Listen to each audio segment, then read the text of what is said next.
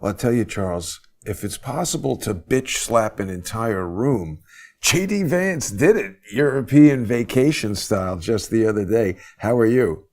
I'm great, and I totally agree. I actually think it's the combo of first Pete Hegseth going out to visit certain bases in Europe, and saying, before Vance got to the Munich Security Conference, saying that there will be no going back to the pre-2022 Ukraine border, and also that Ukraine will not be part of NATO.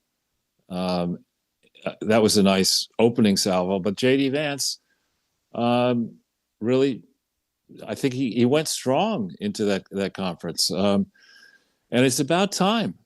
I mean, I don't understand. I mean, we have done more for Western Europe than any other country on earth between World War I and World War II, and now and the Marshall Plan for Western Europe, and now this ridiculous buffoon, Zelensky, could in the same conference say that they can't really hold elections now because that would be against the Constitution, but at the same time claim that there ought to be a pan-European army to defend democracies like Ukraine. I mean, this guy he's barking at the moon. He's batshit crazy, Zelensky, and I think it's a wonderful thing that the Europeans, YURPIANs, ANS, would stand up there and burp that there will be no peace conference unless the Europeans are present, and then Trump and MBS and Putin just say, well, about that peace conference, you're not coming.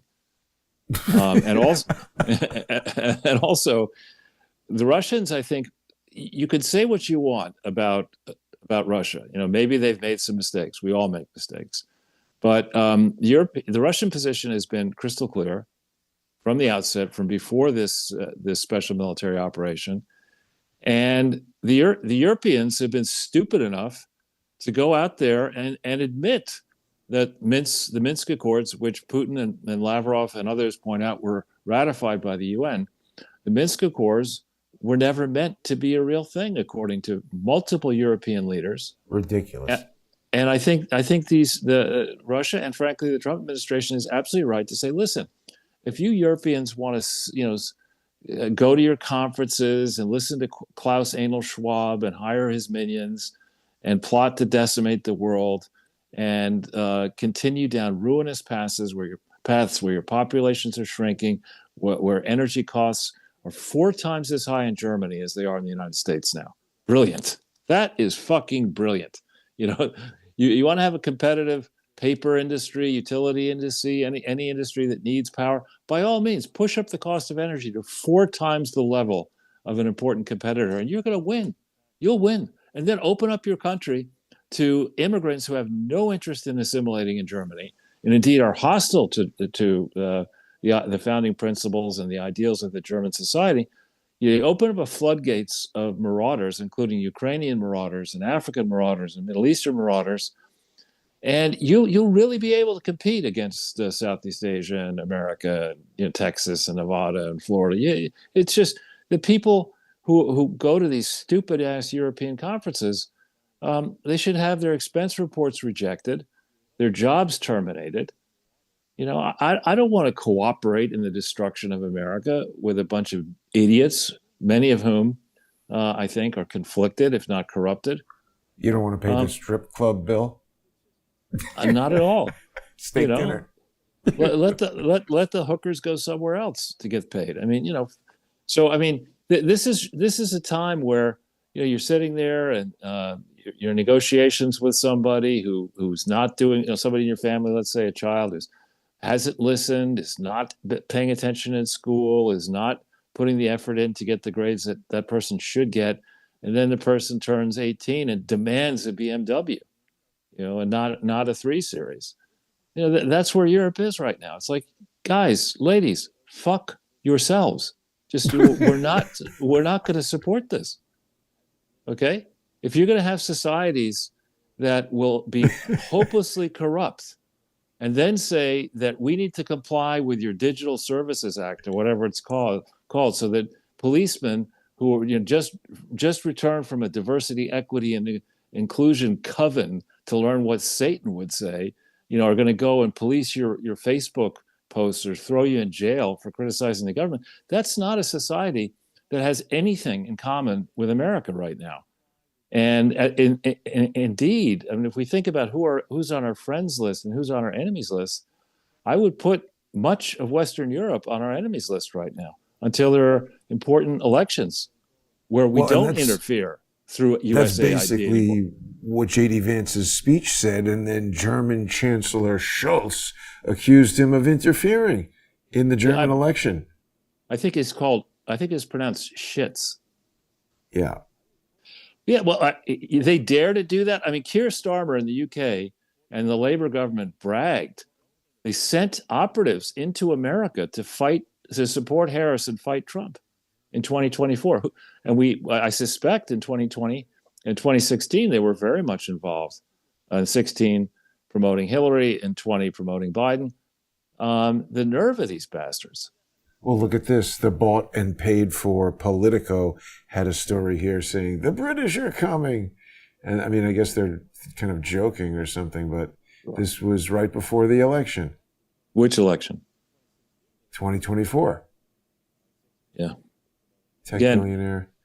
This is illegal, Musk wrote. He was talking about them bringing in the British. Exactly. And the point here is that, it would be one thing if our political operation, our public sector were lean, mean, and effective. Lizzo is less corpulent than the public sector in America. I mean, she's ridiculous. Losing weight, Charles. Lizzo is documenting her weight loss. I don't want to make fun of that. That's good for her to do.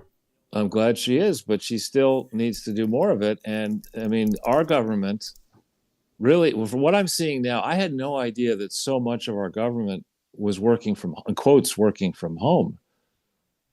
This idea that you can have a very expensive set of figures on the government, and then the government workers can say, actually, thanks for that paycheck, but we're not going to do any work. We're going to hire McKinsey to do this work and other contractors to do this work. No fucking way. No how. And then you have people like Elizabeth Banshee, Elizabeth Warren. I think that's her tribe, Banshee. Get up there and scream. And other Democrats that literally had meltdowns on camera trying to fight the Doge attempt to trim. It's not waste and fat. It's outright corruption. And to have that Kentucky nitwit, Mitch McConnell, vote again, in effect, challenge Trump by being the lone Republican to vote against some of these nominees, to vote with the Democrats. I mean, there needs to be in 2026, from now through 2026, in the election of 2026, the rhinos need to be extinguished. And I think the Democrat brand is hopeless. It's gone. Charles, did you see this video? You were just talking about Pocahontas a second ago. I don't know if you're familiar with Laura's Washington, D.C. correspondent, Charles Downs, but he was the guy who confronted Elizabeth Warren where she said she doesn't get any pharmaceutical money. And then now everybody is kind of fact-checking that apparently false claim. It was very well done by Charles. Yes, well done. I like the name. But to get up there and say, I didn't take any pharmaceutical money except for all the pharmaceutical money that I did take. Right. I mean, the woman has no credibility. And her supporters are basically a combined IQ of 13. Yeah. And, maybe she and her husband should be drinking more beer. Right. That was so embarrassing, that like Thanksgiving, whatever it was. Hi, hon. Want a beer? It was like the scene from Caddyshack. Yeah. Could you loofah my back? You'll get nothing and like it.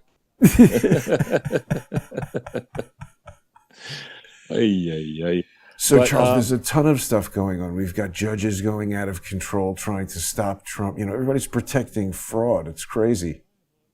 Yeah, I mean, I'm glad that we're on the other team. And actually, the real team that we're on here, I used to be a Republican. I'm not a Republican, certainly not a Democrat. I think an unsaid storyline that maybe will get more attention in coming days and weeks. As you watch the Doge team operate, as you watch Trump operate, as you watch the Democrat Party unravel, as you watch rhinos implode, the big story here is that the two-party system, or the party-based political system, I think, died with the election of 2024. Because it's not parties that pushed Trumpists across the line. It's Donald Trump and his team, his juggernaut with Musk. It's not the Republican Party that did that. And certainly the Democrat Party was, it was the party of the bubonic plague. I mean, to go and say, we're going to pretend that Joe Nitwit was president. And then when he falls apart Wizard of Oz style, at the end of the Wizard of Oz, it's clear that he's it's just more like Terminator 2, where he shatters into a million pieces. And then after bemoaning Trump and the threat posed by Trump to democracy, you then say, all right, what we're going to do to be the Democratic Party. This isn't, the Republican Party or the Country Club Party. This is the Democratic Party. So our Democratic approach is we're not going to have any primaries this time. And then at the last minute, we're just going to stipulate reality and just say that actually Kamala Harris has done a great job as second in command of the worst administration of modern history without one primary vote, because Trump is such a threat to democracy. We're going to take this I'm sorry to say it this way, but it's this bad street hooker, whose career in politics is hardly a model for any young woman to follow. I mean, she was the mayor of San Francisco's side piece and got several jobs out of that, and then got the attorney general of California, and then got into the Senate, all because she was the side piece of Montel Williams and then that mayor, Willie Brown. And so, sleeping your way to the middle of the sandwich is not exactly something that I would want anyone, male or female, to do. And then feel good about themselves as they spent the rest of their lives on the planet. I mean, this is a deplorable wench and a horrible candidate. I mean, sometimes you have a candidate like Pete Buttigieg who can maybe get through a paragraph and pretend to be halfway intelligent. But was there a moment in Kamala Harris's political career where she was a beacon of anything? Right? She's a beacon into the Chardonnay bottles that she's probably sharing with Hillary Clinton and others. I mean, it's ridiculous that the Democrats would have pulled that switcheroo. It would have tried to pretend that Kamala Harris was a legitimate contender, and then go through that whole Brat and Judy-like tour where she's trying to be high-minded, and then she decides to go into the gutter, and then she decides she's doing so badly that she has to pay off people to endorse her. I mean, so I think both parties have I don't think there's any coming back for either party. I really don't. I think and that may be a very good thing. Well, so Charles Zelensky wants a European army, because it figures if you can't have NATO in Ukraine, let's just get all of Europe in Ukraine. It's sort of the same thing. I'm amazed by how, I have to say, the way he acts, it really reminds me of my ex-Ukrainian wife. He needs to be kicked out of there immediately. I have some experience in this field. He needs to be told that he's out of negotiating power. The deal is over. Sit down. Shut up. You're fired. I would put it a little bit more strongly. I'd say, listen, moron. And I wouldn't have this message delivered by a Trump. It would be delivered by somebody who could disavow that it was ever given to him. But whoever, little Marco, exactly. But somebody who's tougher, maybe Hegseth. Listen, here, thanks for your comments. I'm so interested in them. I'm going to go to the proctologist in a second, but not you, Jason, obviously, but Zelensky's comments. Here's the deal, buddy. You're going to do what I say and what we tell you to do, or you're dead. It's that simple. You have to leave Ukraine. You're either going to have protection or you're not going to have protection. If you cross me in any way through this process of leaving Ukraine, you're a dead man. And your wife probably won't be protected either. Not because we're going to kill her or you, but you need protection. You've crossed a lot of people. You've made a lot of promises you can't honor. And more importantly, you've stolen a lot of money. So the first thing you're going to do is give us back all that money. The second thing you're going to do is you're going to study video of penguins clapping. And that's what you're going to do. Seals and penguins clapping. Every time I ask you to do something, that's what you're going to do. And you're going to get your fucking ass out of Kyiv, and we'll set you up in a safe house somewhere. And I don't want to hear you say anything. No book deal, no speeches, no nothing. You go to ground. Maybe you can work as a dishwasher in some Ukrainian restaurant in, northern England somewhere. But just you're off the political stage. You have no chips left, and you're lucky to be alive. And there are no buts involved here. I don't want to hear suggestions. You're going to do this our way. You're going to first, and the one thing that's most important is you're going to tell us about every penny that you sent to any member of either the Lindsey Graham, or, John McCain, or the Biden family. I want to know all about what was really going on with our money, a full accounting. And if there's any partial story as opposed to the full story, you're dead. Charles, what about this headline here? This is quite crazy. They're basically saying that, the U.S. is presenting him this offer of we're taking half the minerals with nothing in return. We gave him all these billions up front. I think he doesn't realize this is like that Chaz Palminteri deal where he tells them to leave and they refuse, and then he locks the door and he says, now you just can't leave. That's the next part of this deal. Yeah. I'm not really in favor of trying to take assets of Ukraine back. I'm not sure that that's a smart move. It's just starting a war and keeping us occupied there, right? I mean, because I think the mission of England and Germany and the globalists is just to keep us in a mess and keep the EU project going, keep the fiction going that there really is a meaningful EU, that can be a consumer bloc that is more important than the U.S. consumer bloc, that it can be a political and strategic operation that should be relevant. That's what these people who like to go to caviar and champagne parties and have a full plate of hookers delivered to their room every night at government expense. That's what they all want to do. We should be saying, listen, it's like kicking, a 50-year-old out of the family home when the parents are still living. I mean, we rebuilt your country, all of your countries after 1945. 1945 was 80 fucking years ago, right? Yeah. I mean, and you're trying to challenge us.